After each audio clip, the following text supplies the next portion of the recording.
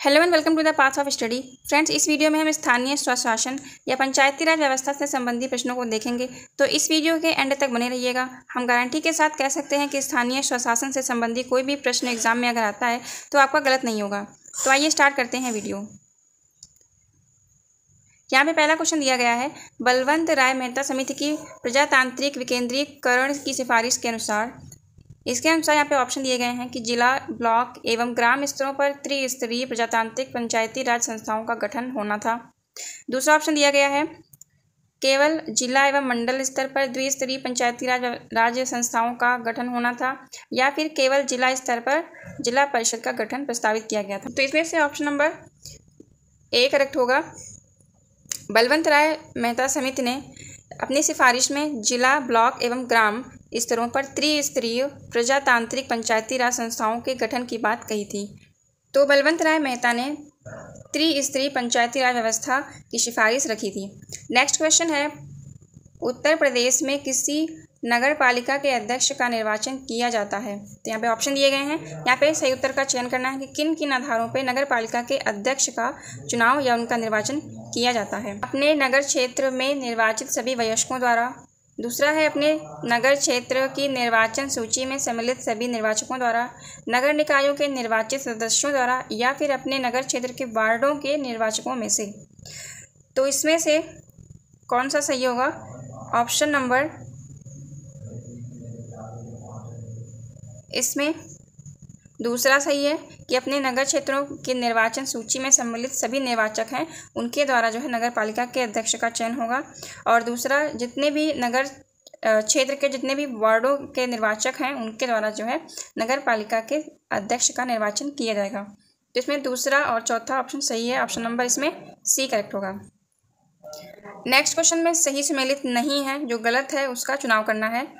तो लखनऊ में जो स्थानीय निकाय है वो छावनी परिषद है। दूसरा है कानपुर नगर, तो कानपुर में नगर निगम है। सी ऑप्शन है गाजियाबाद में नगर पालिका परिषद, और काकोरी में नगर पंचायत है। ठीक है, यहाँ पे स्थानीय निकायों के नाम दिए गए हैं। इसमें ऑप्शन नंबर सी जो है ये गलत होगा, यहाँ पे नगर पालिका परिषद नहीं है। भारतीय संविधान का अनुच्छेद 40 राज्य को सार्थक कदमों हेतु परामर्श देता है। तो क्वेश्चन पूछा कि आर्टिकल नंबर 40 में किस बात का उपबंध किया गया है। तो इसमें जो है ग्राम पंचायतों के संगठन से संबंधित है आर्टिकल नंबर 40। समान सिविल संहिता जो है वो आर्टिकल नंबर 44 में इसका उल्लेख मिलता है। नेक्स्ट क्वेश्चन है, 1957 में किस समिति ने भारत में त्रिस्तरीय पंचायत राज की सर्वप्रथम सिफारिश की थी। तो सबसे पहले 1957 में त्रिस्तरीय पंचायती राज व्यवस्था की सिफारिश जो है किस समिति द्वारा किया गया था। इसमें ऑप्शन नंबर सी करेक्ट होगा। बलवंत राय मेहता द्वारा त्रिस्तरीय पंचायती राज व्यवस्था की मांग की गई थी। नेक्स्ट क्वेश्चन कथन और कारण वाला है। कथन में कह रहा है कि स्थानीय स्तर पर ग्रामीण मामलों के प्रबंधन में राजनीतिक का अंतःखेल कम हो गया है। ठीक है, और कारण है क्योंकि संविधान के 73वें संशोधन के द्वारा ग्रामीण स्थानीय शासन संस्थाओं का पुनरुत्थान हो गया है। तो ये दोनों ही ऑप्शन जो है वो सही हैं, और जो कारण है वो कथन की व्याख्या भी कर रहा है। ठीक है, तो इसमें से कौन सा ऑप्शन करेक्ट होगा? ऑप्शन नंबर ए करेक्ट होगा। दोनों सही हैं और आर ए का सही स्पष्टीकरण भी है। पंचायत समिति के सदस्य ऑप्शन दिए गए हैं कि ये जनता द्वारा प्रत्यक्ष रूप से चुने जाते हैं, पंचायत के सदस्यों द्वारा चुने जाते हैं, जिलाधिकारी द्वारा मनोनीत किए जाते हैं, या फिर खुली प्रतियोगिता के आधार पर भर्ती किए जाते हैं। तो इसमें से ऑप्शन नंबर ए करेक्ट होगा। पंचायत के समिति के जो सदस्य होते हैं वो जनता द्वारा प्रत्यक्ष रूप से चुने जाते हैं। नेक्स्ट क्वेश्चन है, पंचायती राज को संवैधानिक स्थिति प्रदान करने की संस्तुति निम्न में से किस कमेटी द्वारा की गई थी। तो पंचायती राज को संवैधानिक स्थिति प्रदान करने की संस्तुति LM सिंघवी कमेटी द्वारा दी गई थी। निम्नलिखित क्षेत्र में से किस एक में राज्य सरकार का स्थानीय इकाई यानी लोकल बॉडीज पर नियंत्रण नहीं होता है। तो किन मामलों में नहीं होता है? नागरिकों की शिकायतों में, आर्थिक मामलों में, विधि निर्माण में, या फिर कर्मियों के मामले में। तो इसमें से ऑप्शन नंबर ए करेक्ट होगा। नागरिकों की शिकायतों पर जो है स्थानीय इकाइयों का नियंत्रण नहीं होता है।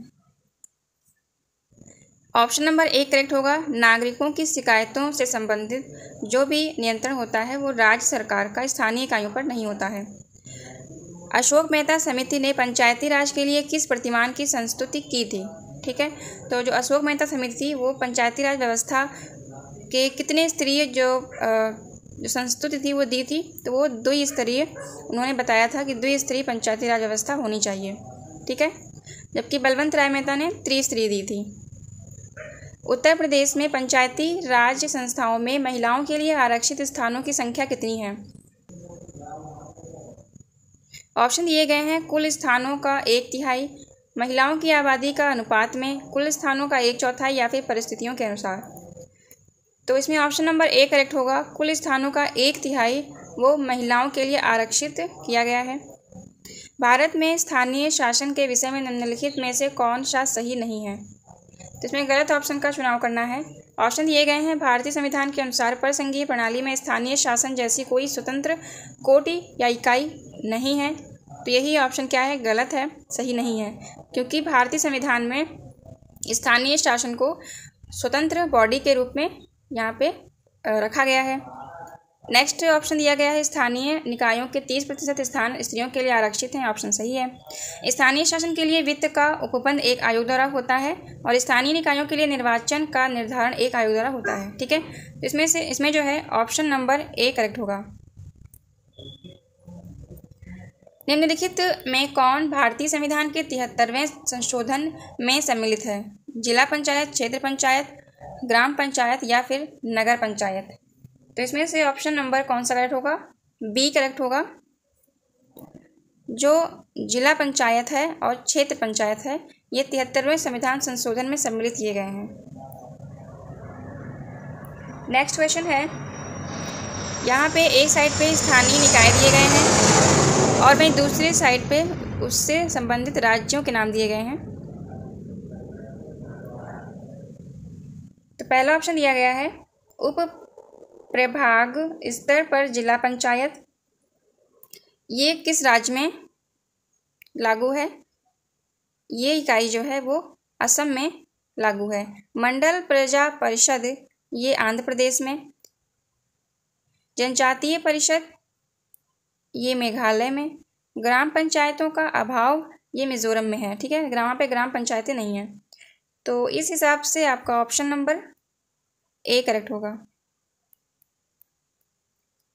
नेक्स्ट क्वेश्चन है, संविधान के 73वें संशोधन में पंचायती राज के क्षेत्र में निम्नलिखित में से कौन सा एक प्रस्तावित नहीं किया गया था? ठीक है, तो 73वें संविधान संशोधन में कौन सा जो ऑप्शन है वो प्रस्तावित नहीं है? ऑप्शन दिए गए हैं। पहला है सभी निर्वाचित ग्रामीण स्थानीय निकायों में सभी स्तरों पर 33% सीटें महिलाओं के लिए आरक्षित रखी गई थीं। तो ये ऑप्शन जो है सही है। नेक्स्ट है पंचायती राज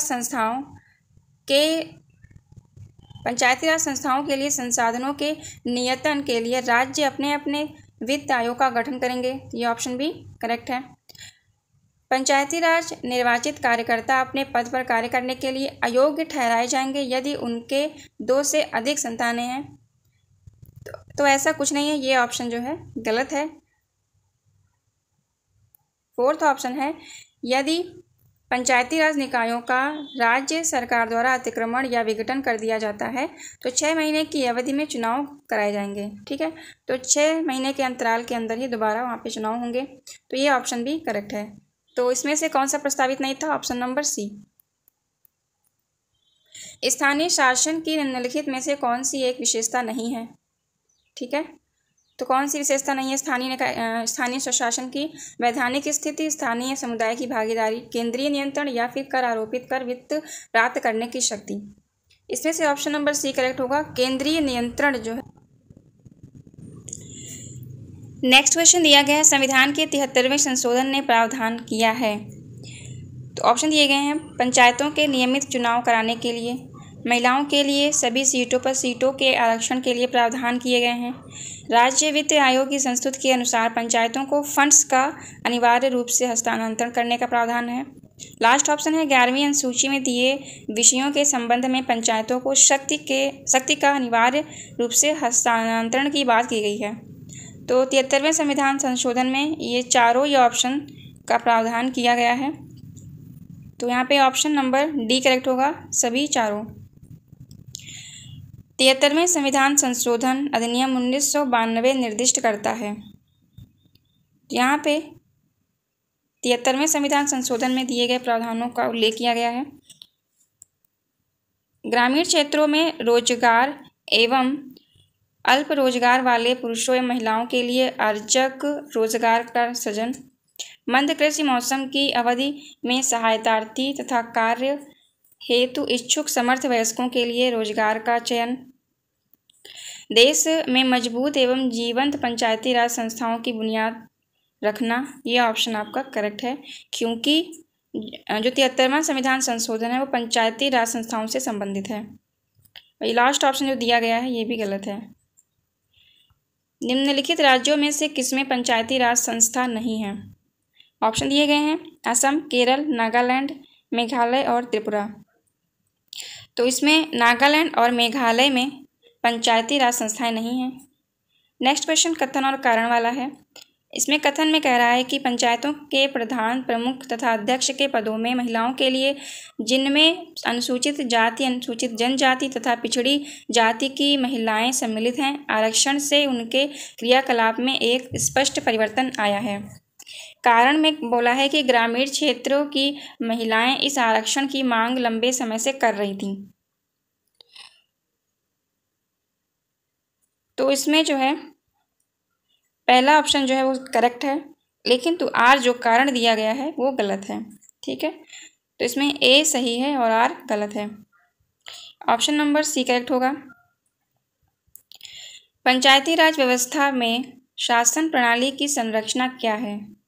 ऑप्शन दिए गए हैं। जो पंचायती राज व्यवस्था है उसमें शासन प्रणाली त्रिस्तरीय है। ठीक है, तो इसमें ऑप्शन नंबर सी करेक्ट होगा। ग्राम, खंड और जिला स्तर पर स्थानीय स्वशासन त्रिस्तरीय संरचना। नेक्स्ट क्वेश्चन में कह रहा है कि राज्य वित्त आयोग का गठन भारतीय संविधान के अंतर्गत किया जाता है। तो राज्य वित्त आयोग का गठन किस आर्टिकल के तहत किया गया है? तो यहाँ पे ऑप्शन नंबर बी करेक्ट होगा। आर्टिकल नंबर 243(i) के अनुसार राज्य वित्त आयोग का गठन भारतीय संविधान के अंतर्गत किया गया है। 1992 के अधिनियमित नए पंचायती राज बिल में पहले से हटकर अनेक नए प्रावधान हैं। निम्नलिखित में से कौन सा एक प्रावधान नहीं किया गया है? तो जो पंचायती राज व्यवस्था का बिल था उसमें इन चारों ऑप्शन में से कौन सा प्रावधान शामिल नहीं है, इसका आपको चयन करना है। ठीक है, तो अन्य क्षेत्रों के साथ साथ कृषि, ग्रामीण विकास, प्राथमिक शिक्षा और सामाजिक वानिकी के क्षेत्र में अनेक सम्मिलित दायित्व, सभी पदों के लिए उनके रिक्त होने पर निर्वाचकों का ज्ञापन किया जाना, पंचायतों में 1/3 पदों तक महिलाओं का सांविधिक प्रतिनिधित्व होना, और डी ऑप्शन है पंचायतों के सदस्यों के लिए नियमित पारिश्रमिक ताकि उनकी समय पाबंदी और जवाबदेही सुनिश्चित हो। तो इसका वहाँ पे कोई ऐसा प्रावधान नहीं किया गया है। ऑप्शन नंबर डी इसमें जो है वो करेक्ट होगा। नेक्स्ट क्वेश्चन है 73वां संविधान संशोधन 24 अप्रैल 1993 से देश में प्रभावी हुआ है। यह राजस्थान को प्रोत्साहित करेगा। ऑप्शन दिए गए हैं नई एकीकृत पंचायती राज व्यवस्था, ग्राम स्वराज्य बुनियाद, स्वशासन व्यवस्था या फिर शासन सत्ता का केंद्रीकरण। तो जो 73वां संविधान संशोधन था वो किस लिए था? स्वशासन व्यवस्था से संबंधित था। ऑप्शन नंबर सी करेक्ट होगा। महिलाओं को पंचायतों में आरक्षण भारतीय संविधान में संशोधन करके दिया गया है, वह है। तो किस संविधान संशोधन के तहत महिलाओं को पंचायतों में आरक्षण दिया गया है, ये क्वेश्चन पूछा है। तो इसमें ऑप्शन नंबर बी करेक्ट होगा। 73वें संविधान संशोधन द्वारा दिया गया था 1992 में। संविधान का कौन सा संशोधन पंचायत राज व्यवस्था को सुदृढ़ करने के लिए किया गया था? तो वो था 73वां संविधान संशोधन। मनरेगा कार्यक्रम निम्नलिखित में से भारतीय संविधान के किस अनुच्छेद को लागू करने हेतु लाया गया है? तो मनरेगा कार्यक्रम अनुच्छेद 43, यहाँ पे ऑप्शन नंबर ए करेक्ट होगा।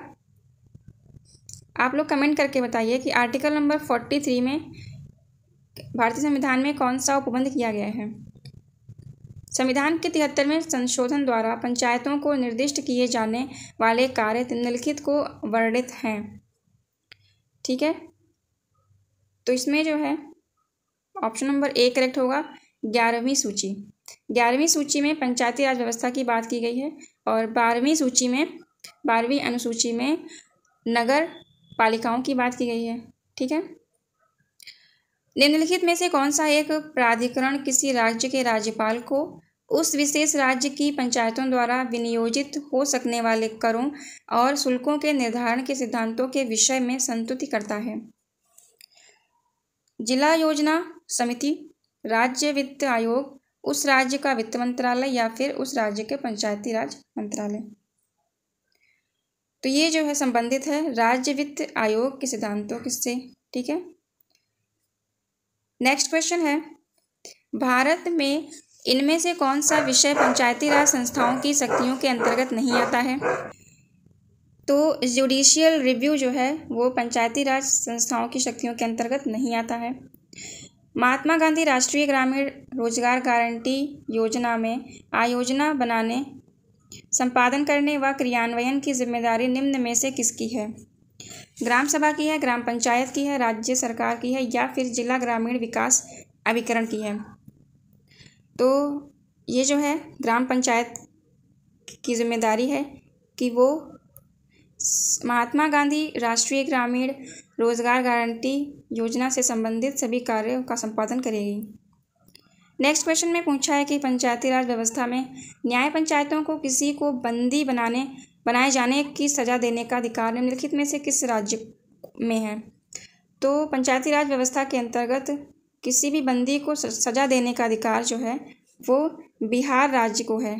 ठीक है, उनके प्रावधानों के अंतर्गत न्याय पंचायतों में बंदी को सजा देने का अधिकार है।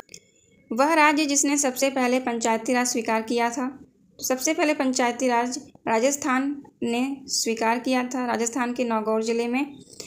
नेक्स्ट क्वेश्चन है, संविधान के प्रावधानों के अंतर्गत पंचायत चुनाव कराने का निर्णय किया जाता है? तो पंचायत चुनाव कराने का निर्णय राज्य सरकार का होता है। जिस समिति की अनुशंसा पर देश में पंचायती राज लागू किया गया उसके प्रमुख थे, तो उसके प्रमुख कौन थे? बलवंत राय मेहता थे। प्रथम पंचायती राज व्यवस्था के उद्घाटन पंडित जवाहरलाल नेहरू द्वारा 2 अक्टूबर 1959 को किया गया था। तो कहाँ किया गया था? राजस्थान के नागौर जिले में, वहाँ पे इसका उद्घाटन किया गया था। यदि पंचायत भंग होती है तो किस अवधि के अंदर निर्वाचन होंगे? तो 6 माह के अंतराल के अंदर जो है दोबारा पंचायती चुनाव को कराया जाएगा। भारतीय संविधान का 73वां संशोधन प्रावधान करता है, पहली बार पंचायती राज का करता है, पंचायतों पर प्रशासकीय नियंत्रण हटाने का, पंचायत चुनावों की विधि में परिवर्तनों का, या फिर पंचायत चुनावों को आदेशात्मक व लोकसभा एवं विधानसभा चुनाव के समकक्ष बनाने का। तो 73वां संविधान संशोधन पंचायत चुनावों को आदेशात्मक तथा लोकसभा एवं राज्यसभा चुनावों के समकक्ष बनाने का प्रावधान करता है। ऑप्शन नंबर डी करेक्ट होगा इसमें। निम्नलिखित में से कौन एक पंचायतों से संबंधित नहीं है? ऑप्शन दिए गए हैं, राज्य निर्वाचन आयोग पंचायतों का चुनाव संपादित करेगा, संविधान 74वां संशोधन अधिनियम सभी पंचायतों का कार्यकाल 5 वर्षों तक निर्धारित होगा और एक पंचायत के भंग होने पर 6 माह के अंदर नया चुनाव कराया जाएगा। तो इसमें से ऑप्शन नंबर बी जो है वो पंचायतों से संबंधित नहीं है, क्योंकि जो 74वां संविधान संशोधन है वो नगर पालिकाओं से संबंधित है। ठीक है, तो नेक्स्ट क्वेश्चन दिया गया है, एक क्षेत्र पंचायत का क्षेत्र निर्धारित किया जाता है राज्य चुनाव आयोग द्वारा, राज्य सरकार द्वारा,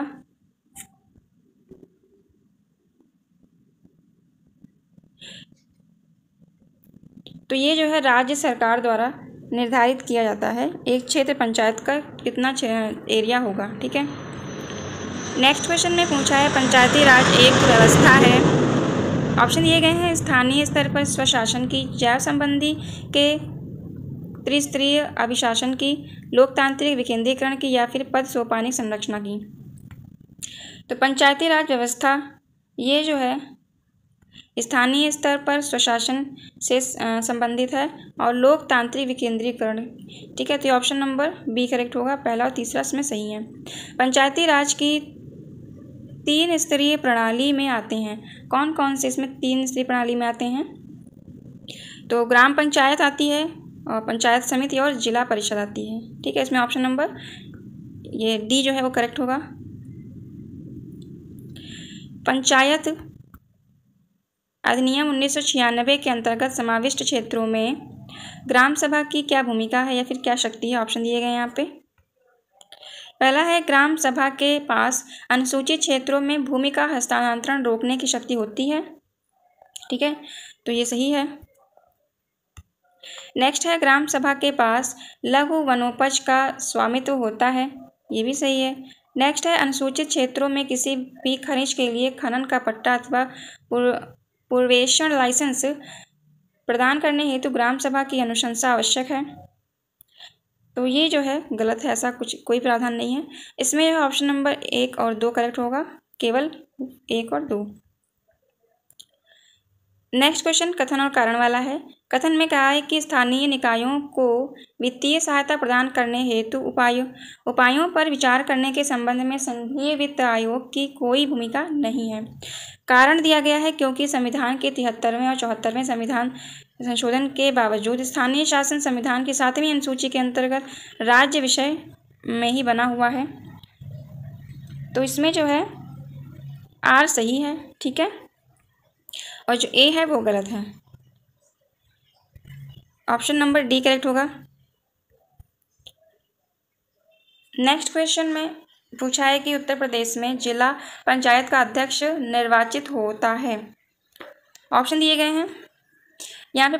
पहला ऑप्शन दिया गया है प्रत्यक्ष रूप से उन व्यक्तियों द्वारा जिनके नाम क्षेत्र पंचायतों की निर्वाचन सूची में सम्मिलित हैं। ठीक है, दूसरा है जिला पंचायत के सदस्यों द्वारा अपनों में से ही जिला पंचायत के अध्यक्ष को चुना जाता है, या फिर जिला पंचायत के अनुसूचित जाति अनुसूचित जनजाति के सदस्यों द्वारा अपने में से ही यदि उनके लिए सुरक्षित हैं तो, या फिर जिला पंचायत के पिछड़ी जाति के सदस्यों द्वारा अपने में से ही चुना जाता है यदि उनमें से कोई सुरक्षित है। तो इसमें से ऑप्शन नंबर बी करेक्ट होगा। जो जिला पंचायत के सदस्य हैं वे ही अपने में से ही जो है वो जिला पंचायत के अध्यक्ष को चुनते हैं। ठीक है, केवल 2 करेक्ट है, ऑप्शन नंबर 20 में सही होगा। नेक्स्ट क्वेश्चन है सफलतापूर्वक कार्य हेतु पंचायत राज को पूरे सहयोग की ज़रूरत पड़ती है। स्थानीय जनता की, केंद्रीय सरकार की, नौकरशाही की या फिर राजनेताओं की? तो कोई भी पंचायत है उसको पूरे सहयोग की ज़रूरत जो है स्थानीय जनता की पड़ती है। पंचायती राज को के अंतर्गत स्वशासन की इकाई के रूप में संगठित किया गया है। तो ये जो है भारतीय संविधान 73वें संशोधन द्वारा स्थानीय स्वशासन की इकाई को पंचायती राज के अंतर्गत रखा गया है। ब्लॉक स्तर पर पंचायत समिति है वो जो है प्रशासनिक प्राधिकरण है ब्लॉक स्तर पर पंचायत समिति। मनरेगा कार्यक्रम निम्नलिखित में से भारतीय संविधान के किस अनुच्छेद को लागू करने हेतु लाया गया है? तो ये अनुच्छेद 43 जो है वो मनरेगा कार्यक्रम से संबंधित है। कहने का तात्पर्य ये है कि जो आर्टिकल नंबर 43 है वो काम पाने के अधिकार से संबंधित है। पंचायती राज से संबंधी निम्नलिखित कथनों में से कौन सा सही नहीं है? गलत कथन का चुनाव करना है इसमें। ऑप्शन दिए गए हैं पंचायत व्यवस्था भारतीय ग्रामीण जीवन को युगों से एक भिन्न अंग रहा है। 73वां संशोधन 15 अगस्त 1993 से प्रभावी हुआ था। ये ऑप्शन आपका गलत है। ठीक है, ये डेट गलत दी गई है। बाकी ये जो पंचायती राज है वो त्रिस्तरीय है और यहाँ पे जो इसका भारतीय संविधान का अनुच्छेद 243G उससे उसके महत्व को बढ़ाता है। ठीक है, भारत में पंचायती राज प्रतिनिधित्व करता है वो जो है शक्तियों के केंद्रीकरण का, लोगों की हिस्सेदारी का और सामुदायिक विकास का, इन तीनों का ही प्रतिनिधित्व पंचायती राज करती है। नेक्स्ट क्वेश्चन है पंचायती राज का मुख्य उद्देश्य क्या है? पंचायती राज का मुख्य उद्देश्य ऑप्शन दिए गए हैं कृषि उत्पादन को बढ़ावा देना, लोगों की राजनीतिक जागरूकता को बढ़ाना, लोगों को विकासमूलक प्रशासन में भागीदारी के योग्य बनाना, या फिर रोजगार बढ़ाना। तो इसमें से ऑप्शन नंबर डी करेक्ट होगा। पंचायती राज का मुख्य उद्देश्य लोगों को विकासमूलक प्रशासन में भागीदारी के योग्य बनाना है। भारत में पंचायती राज प्रणाली का सर्वप्रथम शुभारंभ कब और कहाँ हुआ है? तो भारत में 2 अक्टूबर 1959 में नागौर जिला जो है राजस्थान में, वहाँ पे पंचायती राज का शुभारंभ किया गया था। यानी ये जो डेट दी गई है इसे आप देख लीजिए, 2 अक्टूबर 1959 है। ठीक है। नेक्स्ट क्वेश्चन है, पंचायतों एवं नगर पालिकाओं के संबंध में भारतीय संविधान में किस वर्ष प्रावधान किया गया? तो किस वर्ष प्रावधान किया गया था? 1993 में। पंचायती राज का प्रधान लक्ष्य है, तो पंचायती राज का लक्ष्य क्या है? ऑप्शन नंबर सी करेक्ट होगा, ग्रामवासियों में शक्ति का विकेंद्रीकरण करना। भारतीय संविधान के निम्नलिखित अनुच्छेदों में से कौन सा अनुच्छेद राज्य की सिफारिशों को ग्राम पंचायतों को संगठित करने का निर्देश देता है? अनुच्छेद 32, 40, 48 या फिर 51? इसमें से कौन सा ऑप्शन करेक्ट होगा? आर्टिकल नंबर 40 में यह उल्लेख किया गया है कि राज्य की सरकारों को ग्राम पंचायतों को संगठित करने का निर्देश दिया गया है। ठीक है। तो पंचायतें जो हैं किससे संबंधित है? आर्टिकल नंबर 40 से। मेयर का कार्यकाल कितने वर्ष का होता है? तो मेयर का कार्यकाल देखें तो 5 वर्ष का होता है। पंचायती राज व्यवस्था में निम्न में से कौन सी समिति संबद्ध नहीं है? ठीक है। तो इसमें जो है अशोक मेहता द्विस्तरीय इन्होंने दिया था, संथानम समिति, BR मेहता ने बलवंत राय मेहता त्रिस्तरीय पंचायती राज व्यवस्था की बात की थी। लेकिन जो ऑप्शन नंबर बी है वो यहाँ पे करेक्ट होगा, ये पंचायती राज व्यवस्था से संबंधित नहीं है। भारत में पंचायती राज व्यवस्था सर्वप्रथम राजस्थान और से प्रारंभ की गई थी।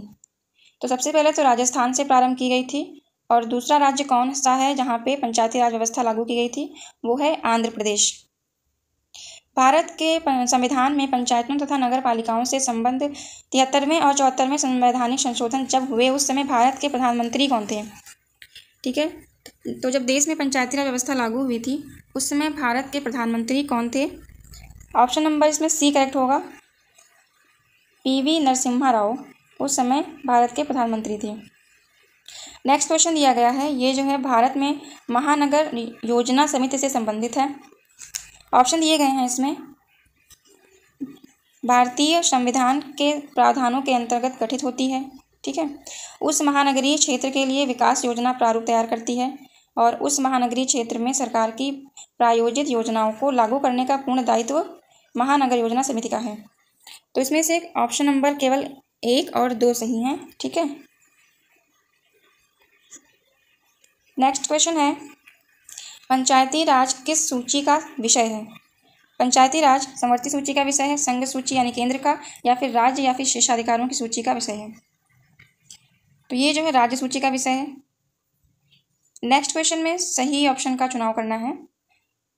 पहला ऑप्शन दिया गया है, भारत के संविधान के भाग 9 में पंचायतों से संबंधित उपबंध हैं और उसे संविधान 73वें संशोधन अधिनियम 1992 द्वारा अंतर स्थापित किया गया था। तो ये ऑप्शन जो है आपका करेक्ट है। नेक्स्ट ऑप्शन में कह रहा है कि भारत के संविधान के भाग 9A में नगर पालिकाओं से संबंध उपबंध हैं तथा अनुच्छेद 243A के अनुसार प्रत्येक राज्य के लिए 2 प्रकार की नगर पालिकाएं होंगी, एक नगर पालिका परिषद और एक नगर निगम।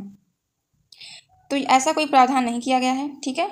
नेक्स्ट क्वेश्चन है इसमें जो है ऑप्शन नंबर ए करेक्ट होगा, केवल 1। नेक्स्ट क्वेश्चन, पंचायत चुनाव होते हैं तो कितने वर्षों के अंतराल पर पंचायतों का चुनाव किया जाता है? प्रत्येक 5 वर्षों के अंतराल पे। निम्नलिखित में से कौन सी एक समिति पंचायती राज व्यवस्था से संबंधित नहीं है? ठीक है। तो वो है PV नरसिम्हा राव समिति। निम्न में से कौन सी एक समिति भारत में पंचायती राज व्यवस्था से संबंधित नहीं है? अशोक मेहता है और LM सिंघवी भी है, सादर अली समिति भी है, इससे संबंधित है, लेकिन दिनेश गोस्वामी समिति पंचायती राज व्यवस्था से संबंधित नहीं है। हमारे संविधान के किस भाग में 3 सोपानों में पंचायतें बनाने की परिकल्पना की गई है?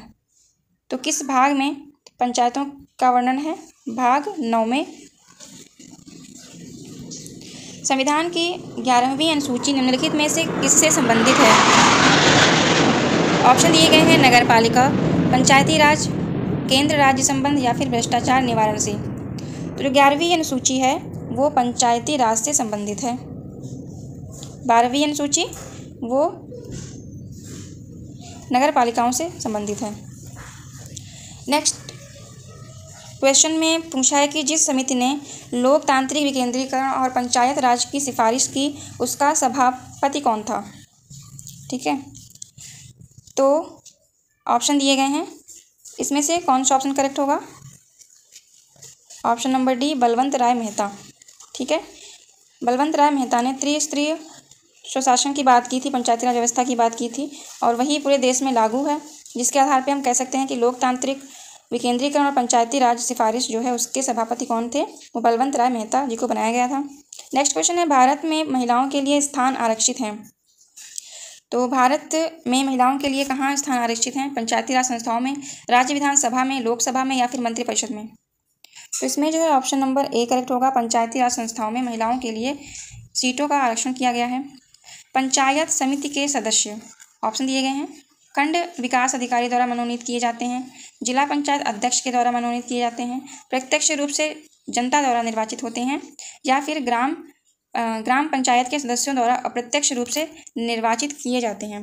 तो इसमें से ऑप्शन नंबर सी करेक्ट होगा। जो प्रत्यक्ष रूप से जनता जो है वो पंचायत समिति के सदस्यों को चुनती है। नेक्स्ट क्वेश्चन राज्य निर्वाचन आयोग से संबंधित है और इसमें सही कथन का चुनाव करना है। पहला ऑप्शन दिया गया है कि राज्य की पंचायतों एवं नगर पालिकाओं के चुनावों के लिए मतदाता सूचियों को तैयार करता है। ठीक है, तो ये ऑप्शन जो है करेक्ट है। दूसरा कह रहा है कि राज्य के पंचायतों एवं नगर पालिकाओं के लिए निर्वाचन करवाता है, ये भी ऑप्शन सही है। राज्यपाल के निर्देशों के अनुरूप पंचायतों एवं नगर पालिकाओं के अतिरिक्त अन्य निकायों के लिए निर्वाचन करवाता है, ऐसा गलत है, ये गलत है। और फोर्थ ऑप्शन है भारत के निर्वाचन आयोग द्वारा सौंपे गए मतदाता सूची को तैयार करने एवं निर्वाचन करवाने का कार्य करता है, तो ये ऑप्शन भी गलत है। ठीक है, तो राज्य निर्वाचन आयोग है तो राज्य से संबंधित कार्यों को करेगा, तो इसमें पहला और दूसरा ऑप्शन जो है करेक्ट है, यहाँ पे ऑप्शन नंबर ए करेक्ट होगा। सेकंड क्वेश्चन में बोला है कि निम्नलिखित में से कौन राज्य सरकार तथा स्थानीय शासन के बीच राजस्व बंटवारे के लिए उत्तरदायी है? मुख्यमंत्री, राज्यपाल, राज्य वित्त आयोग या फिर उपर्युक्त में से कोई नहीं। तो इसमें ऑप्शन नंबर सी करेक्ट होगा। राज्य वित्त आयोग जो है वो राज्य सरकार और स्थानीय स्वशासन के बीच में राजस्व का बंटवारा करता है। नेक्स्ट ऑप्शन में एक साइड पे समितियां दी गई हैं, दूसरी साइड पे उन समितियों ने क्या क्या सुझाव दिए हैं उसके बारे में है। तो बलवंत राय मेहता समिति ने त्रिस्तरीय पंचायती राज व्यवस्था की बात की थी, यानी त्रिस्तरीय पद्धति का सुझाव उन्होंने दिया था। अशोक मेहता ने द्विस्तरीय पंचायत की बात की थी और एल.एम. सिंघवी ने स्थानीय स्वशासन पद्धति का सुझाव दिया था और जी.वी.आर. राव ने प्रतिनिधित्व के तरीके में सुधार की बात की थी। ठीक है, नेक्स्ट यहाँ पे क्वेश्चन दिया गया है संविधान के 73वें 74वें संशोधन निम्नलिखित में से किनके संसृजन के लिए उत्तरदायी हैं? तो वो जो है राज्य निर्वाचन आयोग, जिला निर्वाचन आयोग, राज्य वित्त आयोग या फिर राज्य संपत्ति कर मूल्य निर्धारण बोर्ड, किसके लिए 73वें 74वें संशोधन जो है उत्तरदायी हैं, किसका सृजन करते हैं? तो वे राज्य निर्वाचन आयोग का करते हैं। जिला निर्वाचन आयोग और राज्य वित्त आयोग ये सभी जो है यहाँ पे प्रावधान किए गए थे। ऑप्शन नंबर बी करेक्ट होगा। नेक्स्ट क्वेश्चन है सीडीपी और एनईएस के पुनर्गठन के लिए 1957 में एनडीसी द्वारा स्थापित समिति का नाम बताइए जिसने ग्रामीण स्थानीय सरकार की त्रिस्तरीय प्रणाली का सुझाव दिया था। ठीक है, तो इस क्वेश्चन का आंसर आप लोग कमेंट बॉक्स में दीजिए। यहाँ पे देखिए त्रिस्तरीय प्रणाली का सुझाव किसने दिया था। नेक्स्ट क्वेश्चन है किन राज्य सरकारों ने 2010 तक स्थानीय निकायों में महिलाओं के आरक्षण 50% कर दिया? तो ये जो है बिहार, मध्य प्रदेश और हिमाचल प्रदेश में किया गया था। ऑप्शन नंबर बी करेक्ट होगा। एक व्यक्ति पंचायत का चुनाव लड़ सकता है यदि उसने पूर्ण कर लिया हो, तो 25 वर्ष की आयु पूरी कर ली हो, 30 वर्ष, 21 वर्ष या फिर 18 वर्ष। तो अगर कोई व्यक्ति चुनाव जो पंचायती राज पंचायत का चुनाव है, लड़ना चाहता है, तो उसकी आयु 21 वर्ष पूरी होनी चाहिए। नेक्स्ट क्वेश्चन है, निम्नलिखित में से कौन सा एक सामुदायिक विकास का पहला स्थापित कार्यक्रम है? तो इसमें ऑप्शन नंबर ए करेक्ट होगा, राष्ट्रीय प्रसार सेवा। ये सामुदायिक विकास का पहला कार्यक्रम था। नेक्स्ट क्वेश्चन में एक सही नहीं है उसका चयन करना है, तो गलत ऑप्शन का यहाँ पे चयन करना है। ऑप्शन दिए गए हैं, किसी राज्य का विधानमंडल विधि द्वारा पंचायत की संरचना के लिए उपबंध करेगा। सेकंड ऑप्शन है, ग्राम सभा गांव स्तर पर सभी शक्तियों का प्रयोग करेंगे। प्रत्येक राज्य ग्राम, मध्य एवं जिला स्तर पर पंचायत का गठन करेगा। डी ऑप्शन है, ऐसे राज्य जिनकी जनसंख्या 20 लाख से अधिक नहीं है वे मध्य स्तर पर पंचायत का गठन नहीं करेंगे। कौन सा इसमें ऑप्शन गलत है? तो ऑप्शन नंबर सी जो है वो गलत है। यहाँ पे प्रत्येक राज्य ग्राम, मध्य एवं जिला स्तर पर का गठन करेगा, ये ऑप्शन आपका गलत है। भारत में प्रत्येक पंचायत का कार्यकाल किस दिनांक से 5 वर्ष का होता है? तो ऑप्शन दिए गए हैं, अपने प्रथम अधिवेशन के लिए निर्धारित तिथि से, चुनाव की अधिघोषणा की तिथि से, चुनाव परिणामों के घोषणा की तिथि से, या फिर सदस्य द्वारा शपथ ग्रहण की तिथि से। तो कितने वर्ष किस तिथि से जो है आगे के 5 सालों का निर्धारण किया जाता है? ऑप्शन नंबर ए करेक्ट होगा, अपने प्रथम अधिवेशन के लिए निर्धारित तिथि से। ठीक है, 5 से आगे के समय को 5 सालों तक देखते हैं।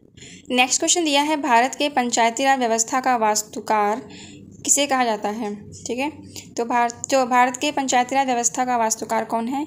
BR मेहता, बलवंत राय मेहता को पंचायती राज का शिल्पी कहते हैं। भारतीय संविधान की 11वीं अनुसूची में पंचायतों के लिए कुल कितने विषय निर्धारित किए गए हैं? 27, 28, 29, 30।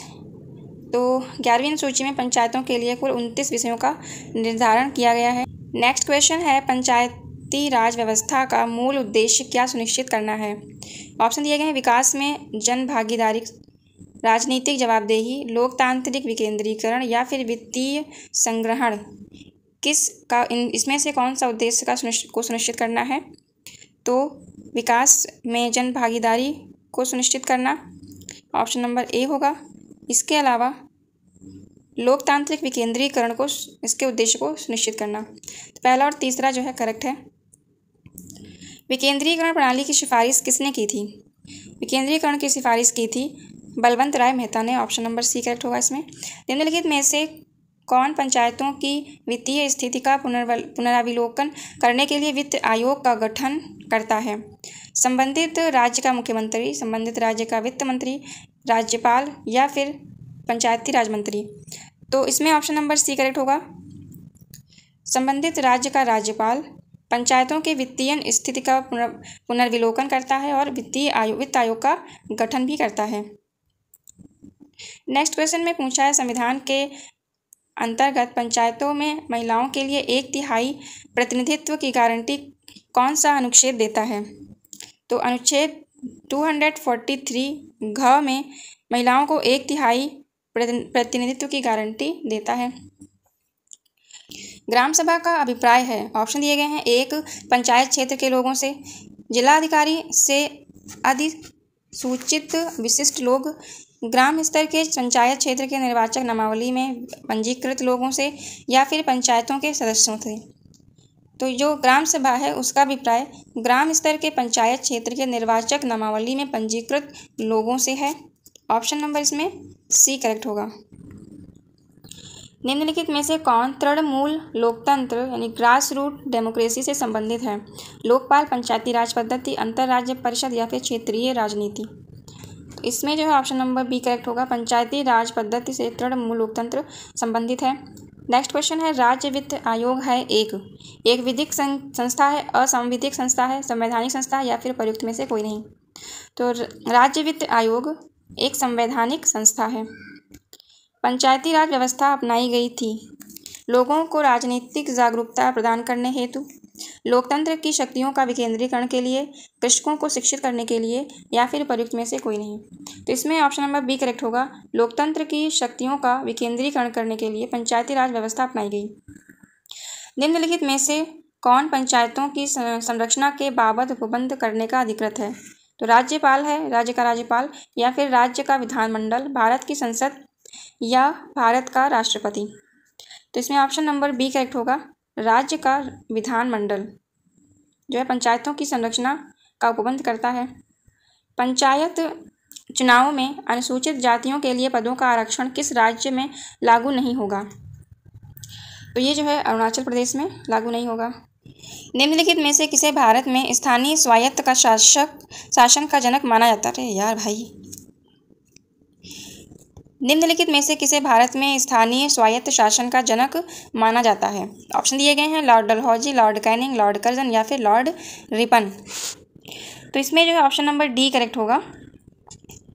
लॉर्ड रिपन को स्थानीय स्वायत्त शासन का जनक माना जाता है। यहाँ पे कुछ कथन दिए गए हैं जिसमें से सही कुछ विचार दिए गए हैं, उनमें से सही कथन का चुनाव करना है। ऑप्शन पहला है कि किसी भी व्यक्ति के लिए पंचायत का सदस्य बनने के लिए न्यूनतम निर्धारित 25 वर्ष की आयु है। गलत है, 21 वर्ष की आयु निर्धारित की गई है। पंचायत के समय पूर्व भंग होने के पश्चात पुनर्गठित पंचायत केवल अवशिष्ट समय के लिए ही जारी रहती है। तो ये ऑप्शन करेक्ट है। ठीक है, ऑप्शन नंबर इसमें बी करेक्ट होगा। महिलाओं को पंचायतों में आरक्षण भारत के संविधान के किस संशोधन द्वारा दिया गया था? आई होप यह आंसर आपको पता होगा। 73वें संविधान संशोधन के तहत भारत के संविधान में महिलाओं को पंचायतों में आरक्षण का प्रावधान किया गया था। ग्राम न्यायालय अधिनियम के संदर्भ में निम्नलिखित में से कथनों में कौन सा सही है? ऑप्शन दिए गए हैं। इस अधिनियम के अनुसार ग्राम न्यायालय केवल सिविल मामलों की सुनवाई कर सकता है और आपराधिक मामलों की नहीं। नेक्स्ट है वह अधिनियम स्थानीय सामाजिक सक्रियतावादियों को मध्यस्थ या सुलहकर्ता के रूप में स्वीकार करता है। तो इसमें से ऑप्शन नंबर केवल दूसरा सही है, पहला जो है वो गलत है। इस वीडियो का लास्ट क्वेश्चन है, स्थानीय स्वशासन की सर्वोत्तम व्याख्या यह की जा सकती है कि यह एक प्रयोग है, संघवाद का प्रयोग है, लोकतांत्रिक विकेंद्रीकरण का है, प्रशासकीय प्रत्यायोजन का है, या फिर प्रत्यक्ष लोकतंत्र का है। तो ये जो है स्थानीय स्वशासन लोकतांत्रिक विकेंद्रीकरण का एक प्रयोग है। ठीक है, तो ये वीडियो यहीं पे कंप्लीट होती है। आई होप ये वीडियो आपके लिए हेल्पफुल रहेगी। वीडियो पसंद आई हो तो लाइक करिएगा, हमारे चैनल को सब्सक्राइब करिए ताकि आने वाली सभी वीडियोस का नोटिफिकेशन आपको आसानी से पहुंच सके। Thank you for watching. जय हिंद।